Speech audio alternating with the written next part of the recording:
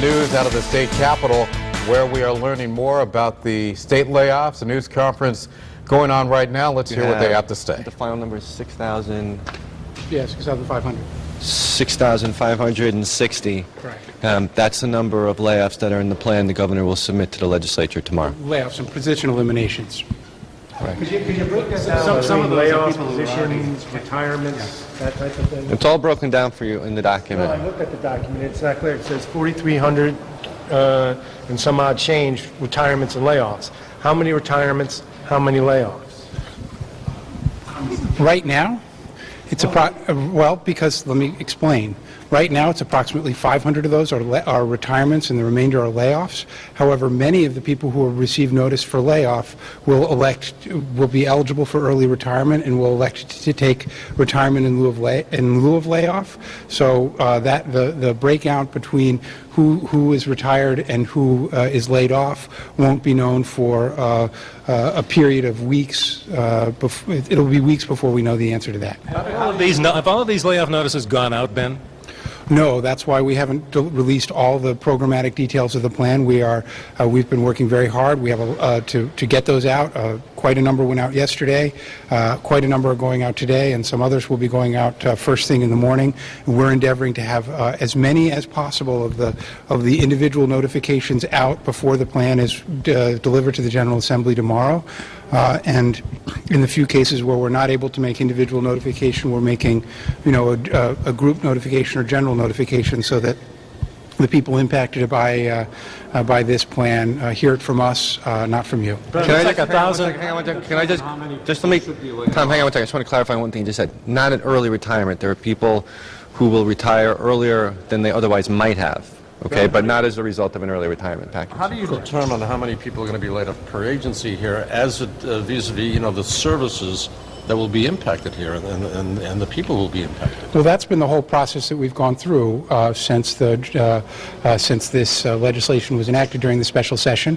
We have and we'll be delivering tomorrow a document that identifies all the service reductions that are made. Some agencies the layoffs are in various areas throughout an administrative department, and with the intention of maintaining, at least approximately maintaining service levels in areas where there are direct service, where there are branch offices that serve the public, or caseworkers who manage cases. We have the details of the impacts of these cuts will be laid out. So there are branches closed. There are locations consolidated or eliminated. There are some services that are eliminated. There are a series of other changes in how we provide services in order to accommodate these layoffs. It's like over 1,000 at DOT, according to this latest list. How are you going to maintain the roads and all these construction projects and plow the snow next year? It's going to be an enormous challenge. We probably will not maintain the roads in the same way that we do now. There are some things that we're getting out of the business of doing. So we'll provide the details of there, but there's no question it's an enormous challenge. Figure, how many are vacant positions? That should be broken down specifically in there. I think it's $15.99. We don't have details for the legislative or judicial branch. The numbers that you see there's $550 for the legislative branch and $450 for the judicial branch. Those are estimates that we made based on averages, and so we're not, those are the estimates that we provided during the special session. Those have not changed. You'll have to get detailed information from those branches. But amongst the executive branch, which accounts for 6,060 of the position eliminations, 4,328 are layoffs or retirement, so actual people in the positions, and 1,599 are vacancies, funded vacancies that are being eliminated. The head of the police union is challenging your statements that the public safety would be guaranteed in this. Yep. How can you do it at such a low level, and in view of the fact that the governor apparently promised during the campaign to add 55 troopers, not subtract 57? As I said yesterday, the governor has complete confidence in the Commissioner of Public Safety, who spent 30 years on the job, who started off as a road trooper, who knows that agency better than anyone else, that the reductions in positions will not compromise public safety. You'd always rather have more troopers on the road than fewer. There's no question about it.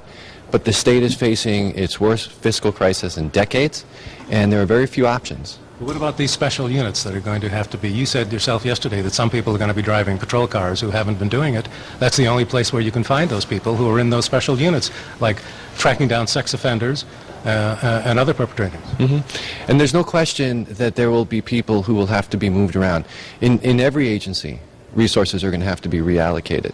But the Commissioner of Public Safety has assured the Governor that public safety will not be compromised. The Governor has every bit of confidence in him. Can you confirm that one of the young troopers on the layoff list is serving active duty in Afghanistan and will not be laid off?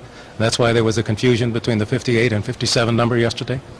I don't have confirmation of that. I can't. Does it violate state law to lay off someone who is on active duty in the National You Guard? have to check with Commissioner Bradford.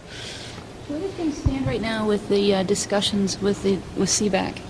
Where they've stood for the past few weeks, which is, as the Governor has said several times, if the state employee unions change their process and it becomes one that he has confidence would allow for ratification of an agreement, then we'll see what happens at that point. But that process has not happened yet, and so nothing's changed. So nothing could happen on that. Well, they're supposed to meet and vote on Monday, so presumably nothing could potentially happen on that until sometime after that. That's correct.